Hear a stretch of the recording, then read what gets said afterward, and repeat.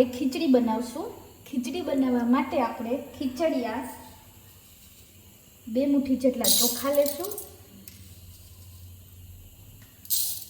થોડા વધારે પણ લઈ શકાય, આપણે જેટલું બનાવવું હોય એટલું। પછી એમાં મગની ફોતરાવાળી દાળ ઉમેરશું।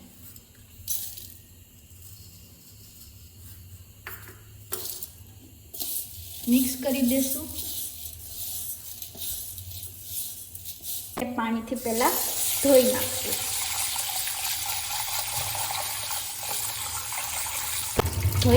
પાણી કાઢી નાખશું અને પછી આપણે એમાં બીજું પાણી નાખીને 5 થી 7 મિનિટ એને પલળવા દેશું।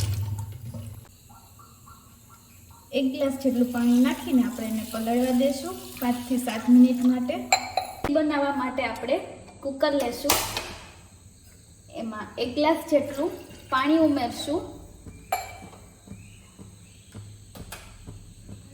એને 5 મિનિટ ઉકળવા દેશું। એમાં આપણે નમક નાખશું સ્વાદ મુજબ,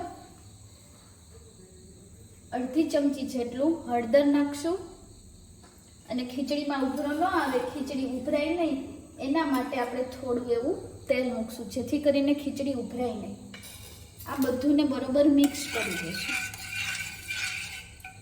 તો પાણી પણ એકદમ ગરમ થઈ ગયું છે, તો આપણે જે ખીચડી પલાળી હતી એ ખીચડીનું પાણી પલાળેલું અને આ બધું આમાં એડ કરી દઈશું જેથી કરીને ખીચડી બહુ સરસ બને। આપણે એમાં ખીચડી નાખી દીધી છે અને ખીચડીનું પાણી પણ નાખી દીધું છે, તો એકદમ એને મિક્સ કરી દઈશું। પછી આપણે કુકરનું ઢાંકણું કરી 5 થી 7 મિનિટ માટે ખીચડી થવા દેશું। બંધ કરી દઈશું અને જોઈ લઈશું આપણી ખીચડી સરસ રીતે થઈ ગઈ છે। બહુ સરસ રીતે થઈ ગઈ છે, તો આપણી ખીચડી ગરમા ગરમ તૈયાર છે, જેને આપણે બટેકાના રસાવાળા શાક જોડે ખાશું।